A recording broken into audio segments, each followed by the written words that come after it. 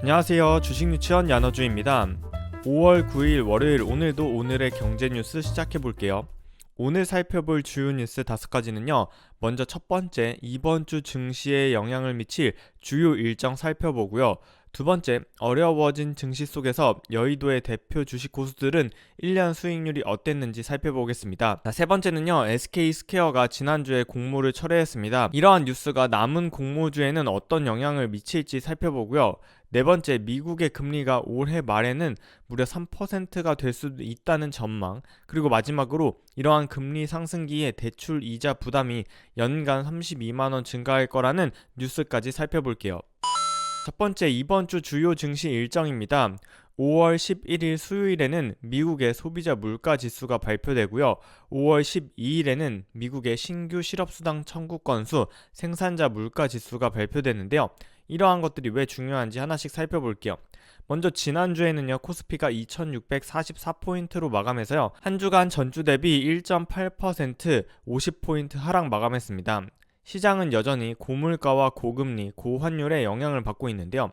이번 주 시장 참여자들이 주목하는 건 바로 11일날 발표되는 미국의 4월 소비자 물가 동향이죠. 지난달 4월 12일날 발표된 3월 소비자 물가 동향은요, 예측치였던 8.4%보다 높았던 8.5%를 기록하면서 여전히 인플레이션이 시장의 예상보다도 더 높은 인플레이션에 시장이 발작을 일으켰었는데요. 5월 11일날 발표되는 물가 지수가 4월 발표치보다 어느 정도 낮아질지가 시장의 참여자들의 관전 포인트가 될 것 같습니다. 주식시장은 5월 11일날 발표되는 지표에서 물가 상승세가 3월 대비 둔화되고 있다는 신호를 확인하고 싶어하는 거죠. 자, 이러한 소비자 물가지수 외에도 이번 주의 주요 증시 일정으로는요, 먼저 9일 오늘 중국의 4월 수출입 지표가 발표되고요. 내일 10일은 우리나라의 새 정부가 출범합니다. 13일에는요, 한국, 미국의 수입 물가 지표가 발표되니까요. 이러한 지표들 유익 있게 살펴봐야겠네요. 자, 두 번째 뉴스는 바로 증권가의 전설가들은 최근 1년 동안 수익률이 어땠는지 살펴보는 한국경제 기사입니다. 최근 1년 동안 코스피 지수의 수익률은요, 마이너스 14.3%를 기록했는데요. 같은 기간 여의도 증권가의 전설로 불리는 5개 자산운용사의 수익률은 어땠는지 살펴보도록 하겠습니다. 먼저 강방천 에셋플러스 회장이 이끄는 코리아 리치 투게더 펀드는 마이너스 3.8%를, 김민국, 최준철, VIP 공동대표가 이끄는 다올 KTB VIP 스타 셀렉션 펀드는 16.5% 플러스, 박건영 대표가 이끄는 브레인 운용의 경우에는 브레인 코스닥 벤처 펀드가 플러스 2.8%, 황성환 대표가 이끄는 타임폴리오 마켓 리더 펀드는 마이너스 2.7%, 황성택 트러스톤 대표가 이끄는 트러스톤 ESG 레벨업 펀드는 플러스 1.4%를 기록했는데요. 다만 이 5가지 펀드는 모두 공모펀드 기준 수익률입니다. VIP 자산운용이나 타임폴리오 자산운용 등은 사모펀드를 운영하는 대표 펀드이기 때문에 이들이 운영하는 사모펀드에 가입하기 위해서는 최소 3억 원에서 10억 원의 자금이 필요한 만큼 공모펀드 기준 수익률과 사모펀드 기준 수익률은 조금 다를 수 있습니다. 자, 공모펀드의 경우에는 매 분기가 끝날 때마다 공시 자료를 통해서 펀드에 어떤 자산을 담고 있는지 공시를 해야 하기 때문에요. 이들 포트폴리오가 어떠한 종목들을 주목하고 있는지를 통해서 투자 아이디어를 찾아볼 수도 있겠네요.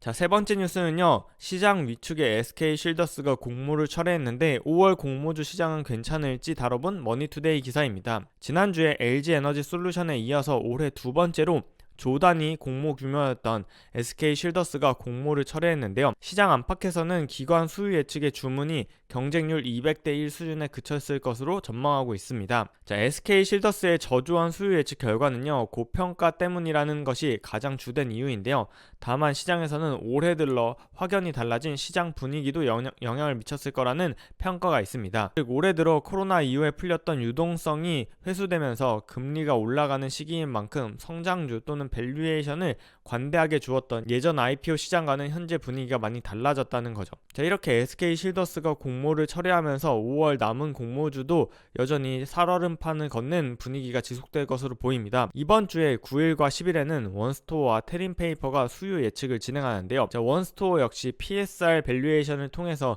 몸값을 산정한 만큼 과연 기관 투자자들이 원스토어는 어떻게 평가하고 있는지 잘 살펴봐야겠네요. 자, 이번 주 공모주 일정은 어떻게 되는지 저 야너주가 어제 올린 다음 주 공모주 일정 영상에서 자세히 다뤘으니까요. 아직 못 보신 분들이 있다면 이 영상 끝나는 대로 해당 영상도 참조해주세요. 자, 네 번째 뉴스는 바로 미국 통화 긴축이 빨라진다. 기준금리 연말 3%대 도달 전망이 대세라는 연합뉴스 기사입니다. 시카고의 상품거래소 CMA의 페드워치에 따르면요, 연준이 6월 기준금리를 현재보다 50bp 인상할 확률을 85%, 75bp 인상할 확률을 15%로 집계하고 있습니다. 자, 페드워치는요, 기준금리인 연방기금 금리 선물의 가격 데이터를 바탕으로 시장 참가자들이 판단하는 연준의 통화정책 변경 확률을 추산하는 건데요. 시장 참여자들은 6월 달에 연준이 기준금리를 50bp 올릴 거라고 약 85%가 보고 있는 거죠. 자, 올 연말인 12월에는요 2.75에서 3%에 도달할 거라고 보는 시장 참여자들이 47%, 3에서 3.25%를 올릴 거라는 게 18%, 기준금리가 2.5에서 2.75%가 될 거라는 게 32%의 확률이었습니다. 자, 이는 앞서 3월 연준이 점도표를 통해 예상한 연말 기준금리 전망치인 1.9%보다 높을 뿐만 아니라요, 내년 전망치인 2.8%보다도 높은 수치입니다. 게다가 최근 들어 연준 위원들 사이에서 형성된 컨센서스인 연말 중립금리 도달 전망도 뛰어넘는데요.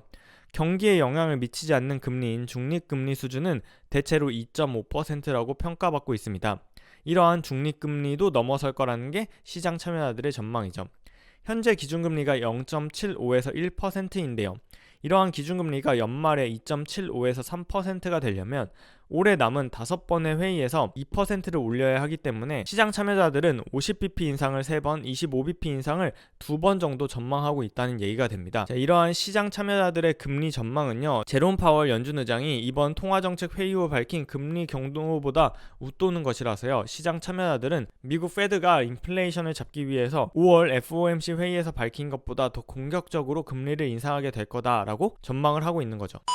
자, 이렇게 미국을 필두로 기준금리가 상승하면서 대출을 받은 분들의 금리가 올라가서 이자 부담액이 연간 32만원 증가할 거라는 한국은행 전망이 나왔습니다. 부담대 금리 7%대 전망이라는 동아일보 기사를 살펴보면요, 5월 6일 기준 국민, 신한, 하나, 우리의 고정금리 주택담보대출은요 연 4%에서 6.59%로요 지난해 말인 3.6에서 4.97%보다 1.6% 상승했다고 합니다.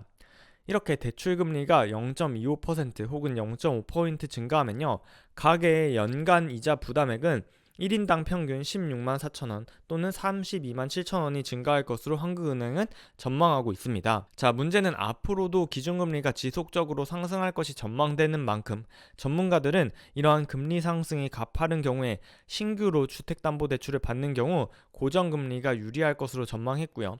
기존 대출의 만기가 2년 이상 남았다면 고정금리로 갈아타는 게 더 낫다는 조언을 했네요. 늘 말씀드리지만 본 영상에서 언급한 종목의 매수 매도 추천이 아니라는 점 주의사항으로 안내드립니다. 자, 5월 9일 월요일 경제뉴스를 통해 투자 아이디어를 찾는 오늘의 경제뉴스는 여기까지입니다. 저희 나눠주는 내일도 오늘의 경제뉴스로 돌아올게요. 그럼 내일 만나요. 안녕.